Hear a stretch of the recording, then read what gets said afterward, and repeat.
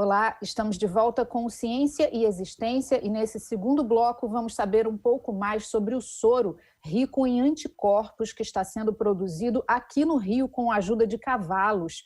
Olá, professor Gerson, seja bem-vindo ao Ciência e Existência. Eu queria que o senhor explicasse que o soro, diferentemente da vacina, ele é um tratamento para pacientes infectados, né? Como é que ele age no organismo humano? Bem, em primeiro lugar, agradecer o convite de poder participar do programa do Ciência e Existência, da TV Alerj. O uso do soro, né, ele faz parte, é o que se chama de uma imunização passiva, né? Então, tem dois tipos de imunização. A ativa, que é através de uma vacina, e a imunização passiva, que é mais um tratamento, né? É através, nesse caso, na maioria dos casos, é através do uso de anticorpos que são produzidos de alguma maneira. A gente tem acompanhado muito o uso de plasma de pacientes que convalesceram da doença, então também esse é um tratamento de imunização passiva. Então tivemos a ideia, né, uma ideia relativamente antiga, né? Os primeiros soros foram utilizados ainda no final do século XIX. O primeiro prêmio Nobel na área de fisiologia e medicina foi dado para o pesquisador alemão, foi o Emil von Behring, exatamente pelo desenvolvimento do soro para difteria, o chamado soro antidiftérico. Na época não tinha vacina para difteria. Hoje o soro já não é mais necessário porque já tem uma vacina. Mas também desenvolveram o soro antitetânico junto com outro pesquisador, Paul Ehrlich, que na verdade fez desenvolveu todo o conceito da imunização passiva. Na época, lembrar, todas essas descobertas, ainda não se sabia o mecanismo a nível molecular. Hoje a gente já aprendeu muito mais. E ao longo, o Brasil iniciou muito cedo ainda, também no início do século XX, com o uso de soros antiofídicos e também depois antietetânico, antirrábico, contra a doença da raiva. Então, o Brasil tem uma experiência grande, né, através lá do Instituto Butantan, do Vital Brasil, o próprio Vital Brasil, que criou o Instituto Vital Brasil, ele doou uma patente que ele desenvolveu exatamente para o soro, de soro antiofídico. É claro que ao longo do século XX houve muita melhora. Então, na verdade, quando a gente fala o soro, a gente já está falando dos anticorpos que são processados e são tratados, depois a gente pode explicar um pouquinho melhor, para exatamente evitar efeitos colaterais. Então, então é muito importante deixar claro que o uso do soro, ou dessas chamadas gama-globulinas hiperimunes, é para tratamento. Então, não previne a doença. Quando você vai desenvolver qualquer coisa nova, você tem que incluir, saber escolher exatamente qual é a melhor maneira de você, no caso do soro, você quer ter uma resposta imunológica muito alta, né?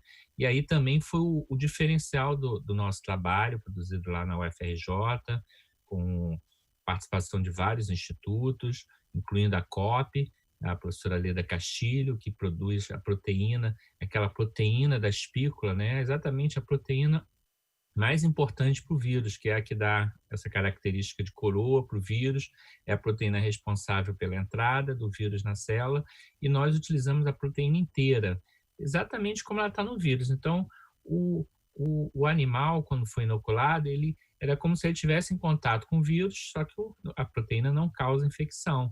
Então, ele produziu aí, o que foi surpreendente foi a produção de uma quantidade muito alta de anticorpos, e esses anticorpos, quando foram testados contra o vírus, né, aí também em parceria com outros laboratórios na UFRJ e também com a Fiocruz, nós vimos que eles tinham uma potência até, né, algumas vezes, mais de 100 vezes, né, quando comparado, por exemplo, já o produto final, era, no caso dos pacientes que nós usamos, 140 vezes mais potente do que o presente no plasma dos pacientes que convalesceram da doença. Então, isso, obviamente, dá é um resultado bastante positivo e que merece agora ir para uma segunda fase de testes clínicos. Então, já houve uma experiência em seres humanos desse soro? Não, então, o soro ele foi usado contra isolados de vírus que foram obtidos de pacientes. E aí, quando comparado com o plasma, né, os anticorpos que estão presentes no plasma de pacientes que convalesceram da doença, ainda assim, ainda está na fase pré-clínica. Eles foram muito mais potentes. Agora, a segunda fase, que é a fase que estamos ingressando agora, junto com o Vital Brasil, com uma parceria com o Instituto DOR, é a realização de testes clínicos fase 1, fase 2, aí tem etapas a se cumprir, como a aprovação pela Anvisa, pela Comissão Nacional de Ética em Pesquisa. Então, é uma janela aí de tempo de alguns meses, mas em que os ensaios têm que ser muito bem feitos, principalmente para atender, para dar uma resposta certa no final, ou seja, temos que mostrar que, de fato, quando comparado ao tratamento convencional, o soro ele leva uma melhora, baseado no muito que se aprendeu, por exemplo, com plasma de pacientes convalescentes, que a gente sabe que exatamente nas fases iniciais ou intermediárias da doença, essas são as duas fases mais, provavelmente, teremos mais chance de ter eficácia desse tratamento. E já dá para o senhor saber se a utilização do soro ela pode ajudar os pacientes mais em casos mais graves, em casos menos graves? A gente já pode prever isso? Então, é claro, né, que o teste clínico ele vai ser determinante. Nós vamos fazer os testes clínicos com pacientes hospitalizados, ou seja, pacientes que já têm um acometimento não só de vias respiratórias superiores, mas começando a ter acometimento das vias respiratórias inferiores. Então, a gente tem acompanhado muito, né, a ciência virou um tema que todos tentam acompanhar e entender, né? Então, muitos pacientes acabam indo até para o CTI, mas ainda não são entubados. O próprio oxigênio, né? O próprio organismo, né? Que lembrar a ideia do soro é acelerar a resposta do organismo, ou seja, dar uma carga para que o organismo também está produzindo resposta imunológica, está produzindo anticorpos, mas a ideia é exatamente de se entrar com um tratamento que a gente possa ter mais pessoas que não precisem de um tratamento, por exemplo, de ventilação mecânica. Uma situação em que o paciente está muito grave, tem uma série de outros acontecimentos por conta da doença, o pulmão está todo tomado de um processo inflamatório, que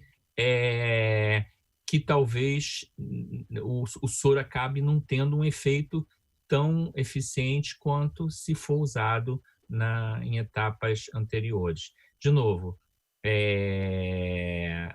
que vai determinar exatamente trazer essas respostas para nós, para a sociedade, serão os testes clínicos.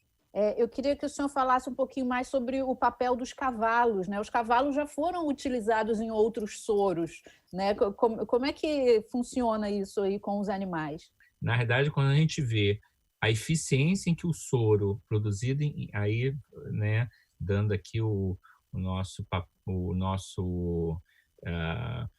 principal protagonista, que é o cavalo, né? Esses animais, eles são, ao serem inoculados, né, mesmo com com essas toxinas de cobra, eles geralmente não têm, não, quer dizer, não têm doença e produzem uma quantidade enorme de anticorpos. Num caso nosso, que a gente está usando uma proteína que é apenas uma parte do vírus, esses animais, nos primeiros 5 animais, agora a gente já está com mais 5, vamos ampliar agora para um número maior de cavalos, eles estão muito bem, não tiveram nenhuma reação colateral, então são animais super dóceis e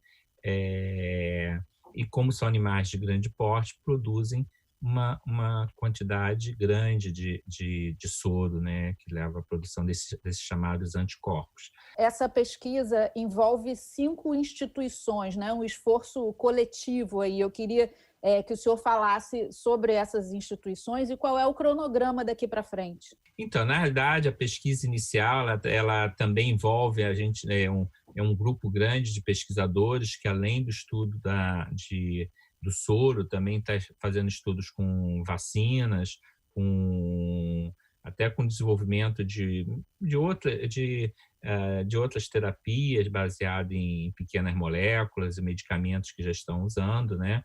Então, é um projeto grande.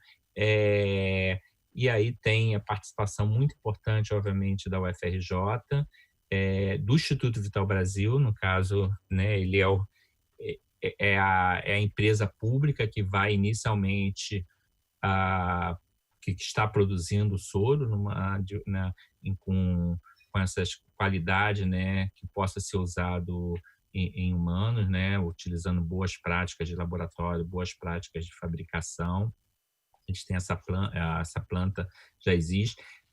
Se tudo der certo, isso vai ter que ser ampliado. Então, o próprio Instituto Vital Brasil já começou a conversar com a Fundação Ezequiel Dias, que também produz soro em Minas, e eventualmente teremos outros parceiros, e todos são bem-vindos.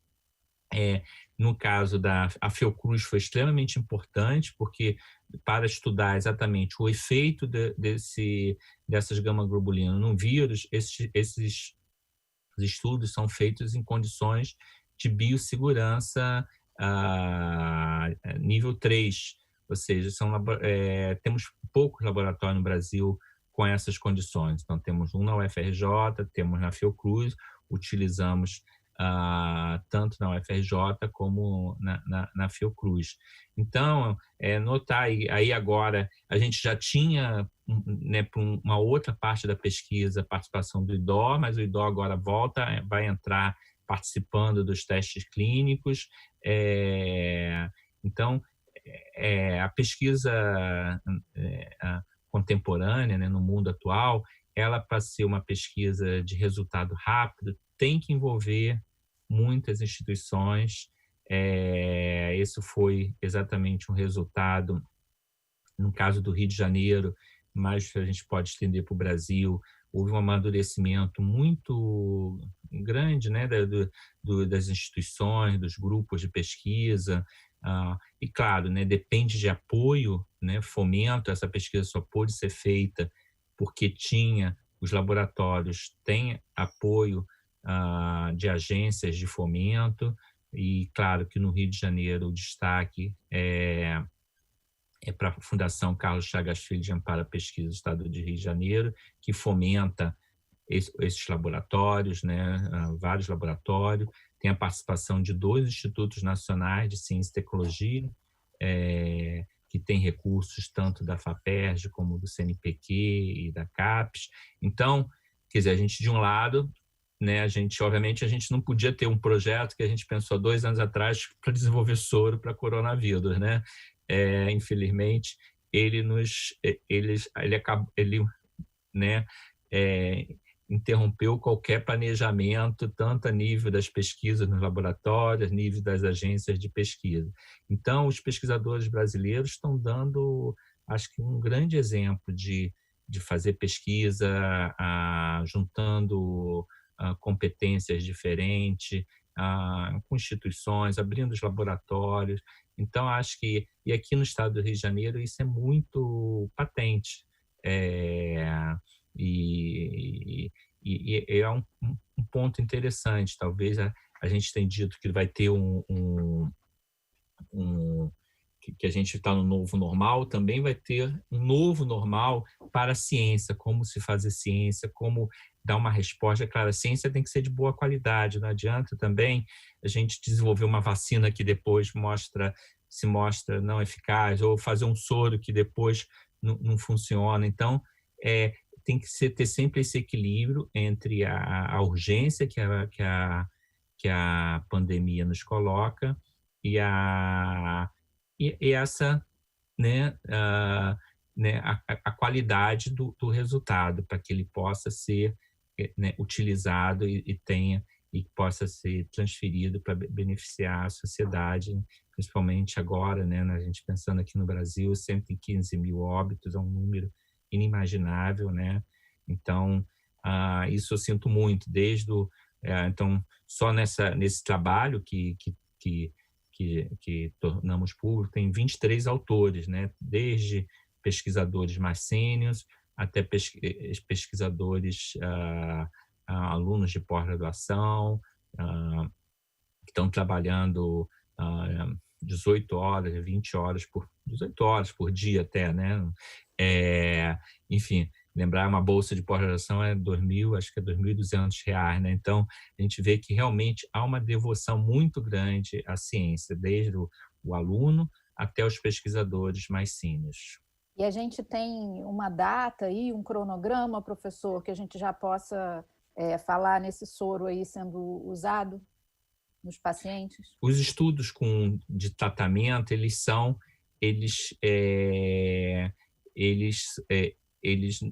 não demoram tanto quanto um estudo de vacina, porque no tratamento você tem um paciente e você trata. Mas mesmo assim, nós precisamos ter um número razoável de tratamentos, precisamos testar as dosagens, né? Então, para chegar... Então, esse estudo clínico ele é dividido em fases. Então, as primeiras vão ser as fases 1 e 2, no número de pacientes, geralmente a gente está pensando aí de 40 a 60 pacientes. Depois, se realmente mostrar eficácia, já a fase 2 é para mostrar eficácia, nós podemos ampliar e pedir autorização para a fase 3.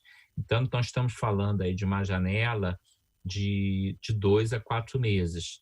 Claro que, como participante do estudo, eu gostaria que fossem 2, mas aí lembrar do que eu falei, são estudos que eles têm que ser feitos de maneira controlada, randomizada, duplo cego.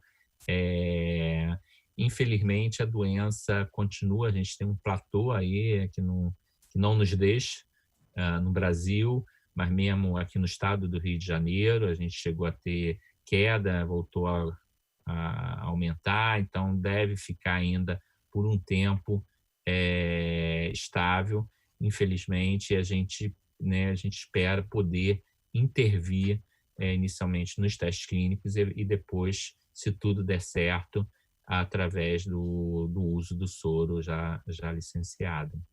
Mas não são menos que 4 meses, infelizmente. Professor Gerson, parabéns pelo seu trabalho, sucesso, muito obrigada pelas suas informações. Obrigada também a você que nos acompanhou. Se quiser rever o nosso programa, acesse o nosso site ou então o nosso canal do YouTube, TV Alerj, Canal do Povo. Até a próxima.